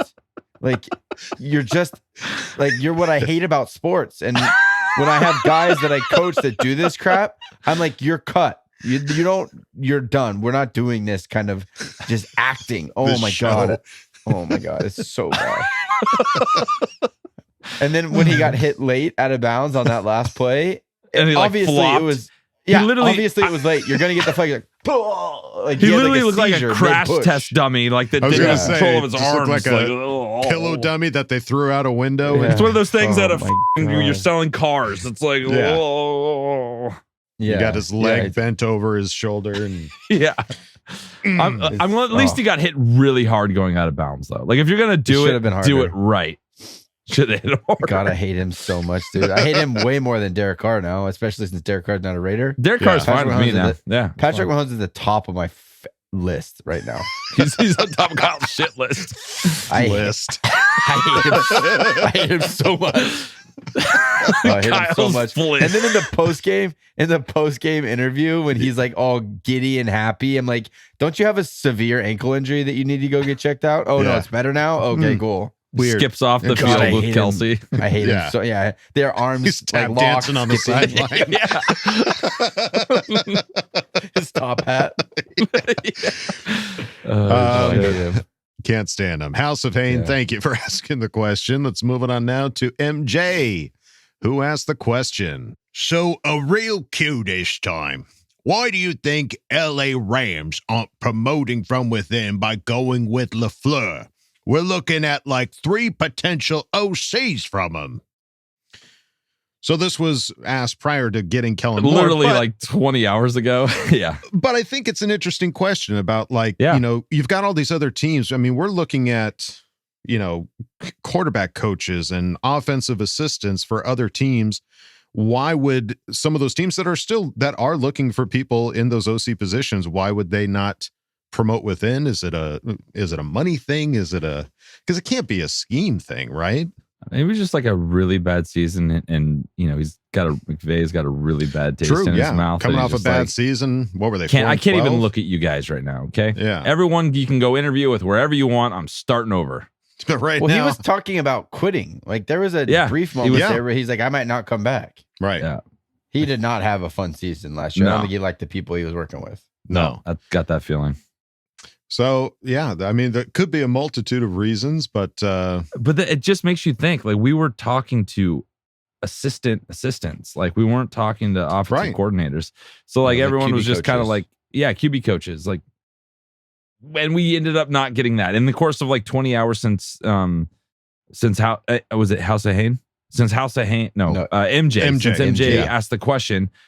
Wow, did things change for us? Like we got lucky. Right. So quickly. Yeah, it would have been nicer to promote within than go get some random QB coach. I agree with that sentiment. Yeah. Yeah. But we fired everyone that we could have hired. But we fired them all, so we can't do that anymore. And Shane Day was gone, so I don't know who you promote. I mean, that's the thing is, some people were like, hey, make Shane Day the offensive coordinator. Couldn't be any worse, right? And Kellen Moore, we had that in the back Kellen Moore pocket. We were ready. Way the hay up there. So, hey, great question, MJ. Thank you for asking it. Let's move it on now to Dirty Ferdy. Dirty. Who asked the question. Okay. With this recent offensive coordinator acquisition, I don't know much about him because I don't follow the Cowboys.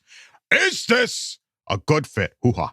Give me pros and cons. I want them both. I love that voice. So, I can't say that like we've watched every play and we know that he calls this kind of an offense, and on third downs he does this. The pros got to be like the success that he has had with the Dallas Cowboys for the amount of time that he's been there in that position, right? Knowing that he's called plays, he knows how to call plays. So that's another check mark, especially in Kyle's book. Would you say that being young and upcoming is a pro, or would you say that that's a con? I think with our organization and our head coach, I think it's a pro. Yeah. I think it allows him the humility to still come under Coach Staley as his head coach, instead of an older guy coming in and being like, yeah, all right, Coach Staley, whippersnapper, I got it. I've been in this league longer than you've been alive. Right. I just think it fits better with the vibe that our coaching staff has right now. So I would consider it a pro for our situation. Yeah. And I think the biggest pro for me is you just look, all we have right now, we'll probably go back and look at some of the Dallas games and maybe we'll get a coach's corner on what that offense is doing. But literally the second half scoring and red zone production, that's all the stats. The red zone production. Those are the things we, like I said earlier, that we did not execute this year. And that was the coaching, that was play calling. And this is what he's good at. So that's awesome. That's a good sign. Yeah. Honestly, I mean, I can't think of very many cons. I know a lot of people, especially Cowboy fans, are going to point to he's too vanilla. he's either vanilla or the very last game of the postseason, which, I mean, I get it. Like when I watch a movie, if I'm like, I really love this movie, but then it has a real shit ending, I'm like, well, that movie was terrible. I have a couple and I think of you those could probably in my- say that, yeah, my I'm sure you could IMDb. say the same for some offensive coordinators as well. It's like, oh man, he went out on a, left the room farting, like it's just like, that's not how you leave a room. Yeah. Crop dusted the whole Cowboys organization. Yeah.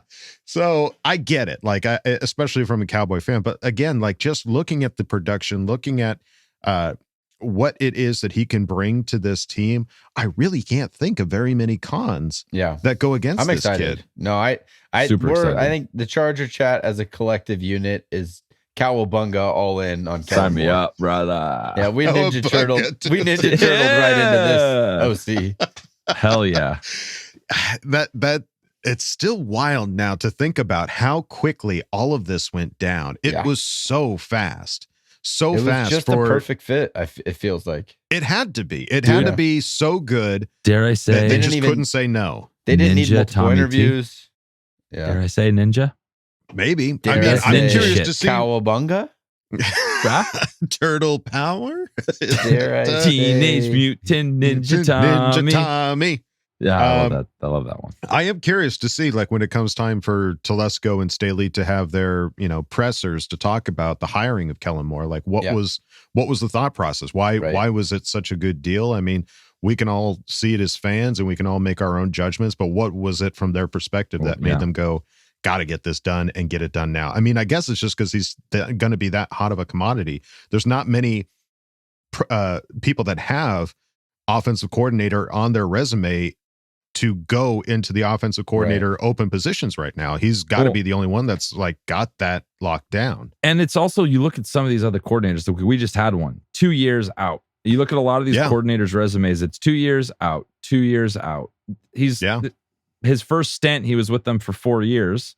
And now he's taking a sidestep to go coordinate another team before his eventual move up. I think before his 35th birthday. Like we said, it's not. God, it wasn't as loser. it wasn't as if he was fired. It was like, hey, I kind of want to go do something else. You guys feel like you need to go a different direction. Let's just call it what it is. It wasn't like you suck. You did terrible. Right. You are now going to be demoted to quarterback coach somewhere. That wasn't the vibe. Can you get in trouble for tampering for a coach? Because I think maybe Justin might have brought this up during the shooting of that series. Can Justin get in trouble? Can the Chargers get in trouble? Because they probably filmed all that. Well, I think you said that they okayed for him to get interviewed prior to being. Well, they said okay to interview him, and then he's like hired. Justin, well, also, you've been approved. Justin All right, you're hired. Does Justin go to Kellen Moore and be like, dude, come coach me? Like, it's going to be awesome. We're going to win Super Bowls. Dude, and just then come Kellen coach me so hard. Kellen goes to the Cowboys and he's like, hey, yeah, I'm out because I just had this conversation with Justin. And he's sick and we're going to go win Super Bowls. He's so sick. Yeah. He's so cool, dude. He just invited we were just me sitting. to play golf. He's going to drive the cart the whole time because he can't swing. He's So going to caddy because I'm going to play a lot. And he's going to talk and drive me around. It's going to be awesome. Yeah. It's gonna be a real good time. Man, we have a short segment here, but we are long-winded on these answers right now. Boys. I know. Well, to be fair, we didn't get very many questions this week, so let's talk for a while about some of these things. So, all right. Well, Dirty Ferdy, all pros. All pros that we can basically think of. Can't think of many cons. Every time Dirty Ferdy comes up, can we do the chee chee?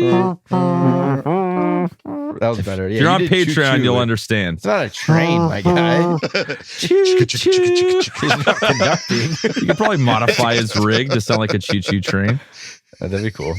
I need one of those train horn whistles. Just a loud one where like a kid drives up next to the thing. It's like, bro, mom. Breaks windows. Yeah. All right. Dirty Ferdy, thank you for asking the question. Let's move it on now to Mr. Bolt, who asked the question. We've heard a lot about how the run game needs to improve next year. What do you think is the missing piece for that to happen? Does the line need to get better? Is it the coaching? Or do we need to make a change to our running back room? Or is it something else entirely? You went so fast. It didn't give me a chance. He's certified fresh. You bolted right into it. Well, I wanted to get it going because he asked for Donald Duck, and like, man, I can't do a Donald Duck. I can do that. I can't make words, but I can't make words. I can only do. That's it. I can't. Well, let's get the version. Don't try, Kevin. I'm here, ready. Go. No, let's get the version of that. We'll add subtitles. Version of what? Same thing.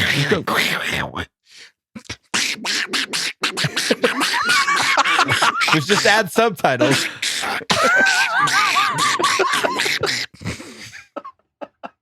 Did you get it? That was awesome. Thank you. How do we improve the run game? Oh, that was so fun. All right. So the question, the run game improvement. What do we got to do? What has to happen? What pieces are we missing, Coach? Because I don't know. Well, I'll give my 2 cents. You guys, if you have anything, please add. I think ran out of sense. I do not think it's the running back room. Austin Eckler is one of the best running backs in the NFL. So it's not a matter of running back. Josh Kelly has stepped up. I think Isaiah Spiller is going to have a step leap here in the season 2. So I don't think it's a running back room. Honestly, I just feel like it's identity. Like, we haven't taken that on as this is part of our football team. I watched some of these teams play this weekend, and it's like the 49ers, the Eagles, they run the ball mean. Like, their linemen get off the ball and move people, and their fullbacks and their tight ends get in there and get after it. It just doesn't feel like we had that identity, sell out, we're going to run the ball. It felt like, well, we're going to run the ball here to keep them off balance. We're probably only going to get 2 yards, so then we'll throw next play. That's just what it felt like when you watch a Charger football game, except for the couple of games where we ran the ball well. We were getting after it because we started to see some success with it. So I honestly just think it's like the play caller identity of how you install this stuff, how you talk to the team about the importance and like how we're going to attack. I don't know. Obviously, I'm not there listening to it. I don't think it's the personnel as much as we need one identity of how we're going to run the ball, and we get after it, and we make an emphasis that's important. And I don't remember his name, but I think the run game coordinator for the Cowboys was let go as well. So I'm curious to see who he brings with him, because whoever he did, working pretty well for having one of the top rushing attacks in the league. And they were also talking about, this last season we threw 65, ran 35. It's just not going to work. You can't get any rhythm like that as an offensive lineman. And then us doing zone versus power, like, it's going to be interesting to see what they do and how they decide to attack it. Because I think scheme is as much of the problem than it is players. You know what I mean? They just got to we'll see. Yeah, I think, and that's an interesting point about bringing a guy from the run game coordinator from Dallas, because I know Staley said that, like, when asked about, like, is this all of the changes that we're going to see in the coaching staff, and he said no. So there very well could be opportunities for more coaching staff changes to happen during this offseason, and if that means Kellen Moore says, I need to get my run coordinator over here, that's a very strong possibility. I think his defensive staff's pretty much going to stay the same to a certain degree now. I think it's the offensive staff. The linebacker coach. Right. Well, that's already done. Yeah. So, but I think the offensive staff, you're not going to bring him in, Kellen in, and be like, all right, here's the guys you get to work with. Yeah, here's your team. Good luck. Doesn't work like that. So there's going to be a turnover there for sure, and we'll see what that actually is. All right. Well, there you go. Mr. Bolt, thank you for asking the question. Let's move on now to Hangry Seth. Hangry. Who asked the question? Hey, homies, what's happening? Okay, check this out. If you could go back in time, right, what player would you bring to the current team? Check it out. No LT, pendejos. That'd be cheating. All right, then. FTR. Kid, love you. Bye. All right. So, no LT. I got a random one. Son of a bitch. I got a real random one. There was the one year we had LT and Michael Turner, and like Michael Turner's like prime when he was just the bruiser. Oh, yeah. I'll throw a little Michael Turner out there. That one season, he was awesome. And we had him and LT running together. Okay. Because I know I would say out, but you're going to take that one. So I'm going to go rogue. Well, we had a similar question a couple weeks ago. We did, yeah. So it's fun to come up with new answers.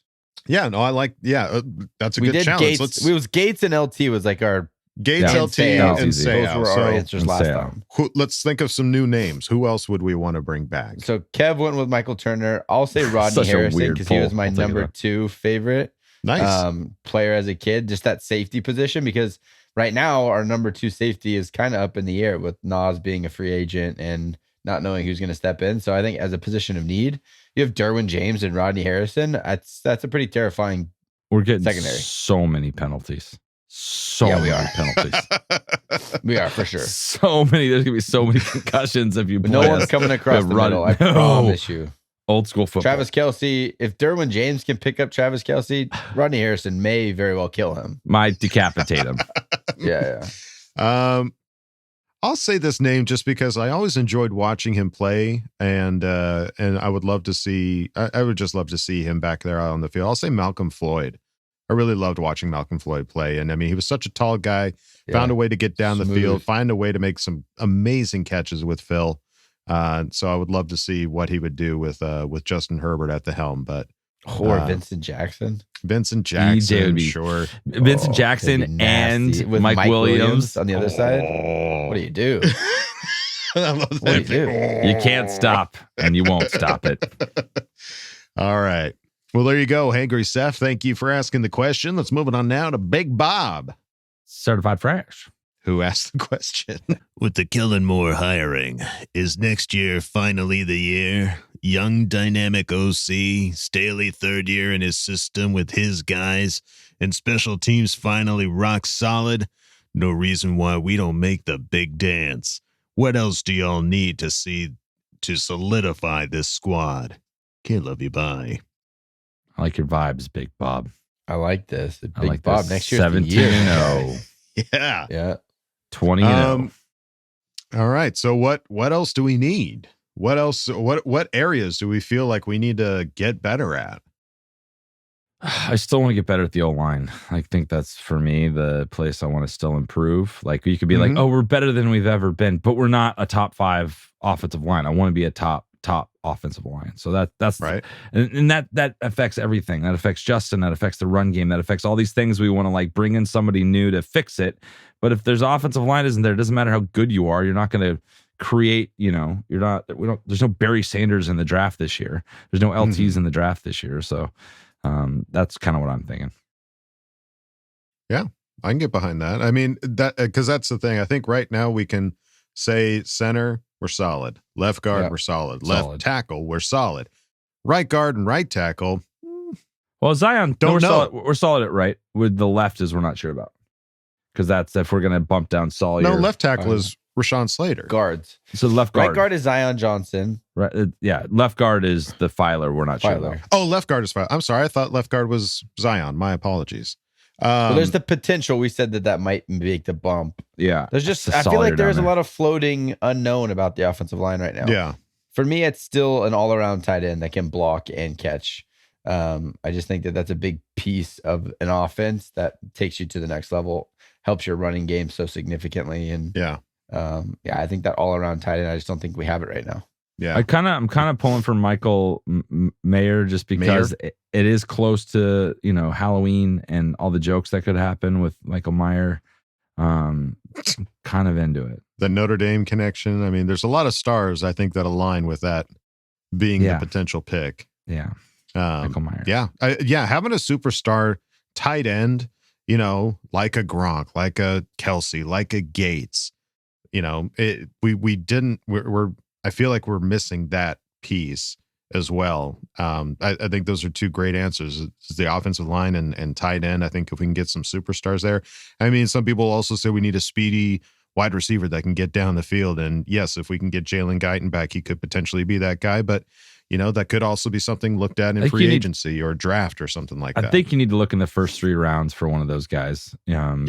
You know what I mean? Like not all those guys are first rounders. You got guys with speed in the second and third. So sure. I think even Tyreek Hill was a later pick, wasn't he? I don't think he was that early. So I think you just need to find that diamond in the rough that has the quickness, the speed. That's right. So I think the big opportunities seem to be on the offensive side of the ball. I think defensively we're pretty well locked up, and special teams, if we can keep all those guys coming back again next year, should be pretty solid there as well. Yeah. Yep. All right. Well, there you go, Big Bob. Thank you for asking the question. And welcome. And welcome. And we go out of Ask Bolt Fam with Hawaiian Surfer, who asked the question. Sup, guys? Quick and easy for you. Any big things you're aiming to do in 2023? Personally, my girl and I are aiming to move into our first house. Gotta have a big space for all these surfboards. You know what I mean? Take care. Okay, love you. Bye. Awesome. Get it. First home purchase. I like dude. that. That would It's a be big one. fantastic for you, bud. We're rooting for you. Hell yeah. All right. Big plans for 2023. Are we building any pools? Are we Super Bowl championship? For we're building. Yeah. That's what my big goal is for next year. Wouldn't that be 2020? That's a personal goal for you. Wouldn't that get to the technically Super Bowl? happen in 2024 though? Shut up, Technically. Kevin. Shut up. Come on. Just Smart saying. ass. Setting the foundation. It's the 2023 season.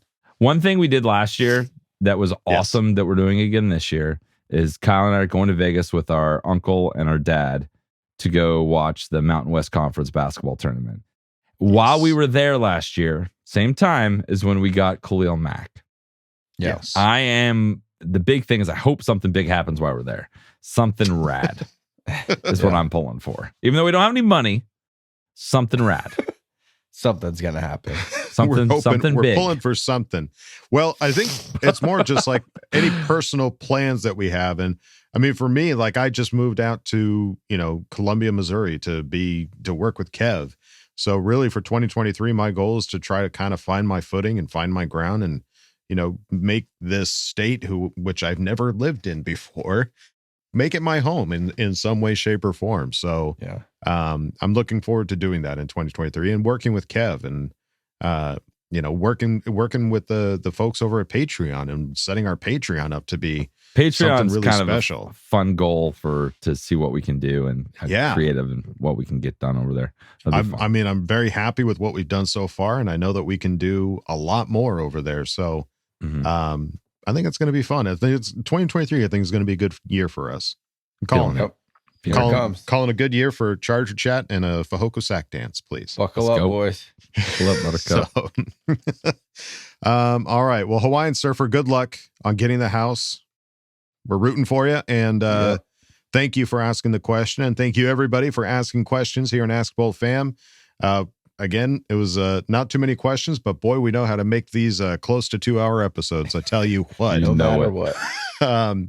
All right. Well, I think it's going to do it for us here at Charger Chat. Any final thoughts there, gentlemen? Final thoughts. I have a thought. Yes. In 2 days, or depending on when you listen to this tomorrow, is our very own Wool Dog's birthday. So I would like to take the opportunity right now to sing happy birthday to the one and only Adam. No, don't hide. Wool Dog Wooly. Tall. Here we go, Kyle. Let's Okay, we'll do it. La, la, la, la, la. Here we go. How now, brown cow? Ready on 3. 1, 2. You're gonna watch this fumble our way through this. Here we go. 1, 2, 3. Happy birthday to you. Cha-cha-cha. Happy birthday to you. Cha-cha-cha. Happy birthday, dear Wool Dog. Happy birthday to you. Cha-cha-cha. Happy birthday, Wool Dog. Thank you very much. You're I the appreciate best. that. No, you. If you're listening to this, send him a DM and tell him happy birthday because I want to really bother him all day with a lot of messages. I'm going to text him every 5 minutes that day and just wish He him loves happy his birthday. He just loves he's it. obsessed. Yeah, I love the attention. Yeah. It's so good. It's so fun. Well, that's going to do it for us here at Charger Chat, folks. Don't forget to bolt up because we're ready for any squad, any place. Okay, love you. Bye. Okay, love you. Bye. Okay, love you. Bye. And now, a word from our sponsors. This Sunday, one night only, join us for the Tap Dancing Mahomies. They'll tap their way into your homes and your hearts, singing some of their favorite songs. If you're blue and you don't know where to go to, why don't you go where fashion sits? Putting on the Ritz, yay! No high ankle sprain can keep the Tap Dancing Mahomies from coming to you, whether you like it or not. We'll see you Sunday. What else is there to watch?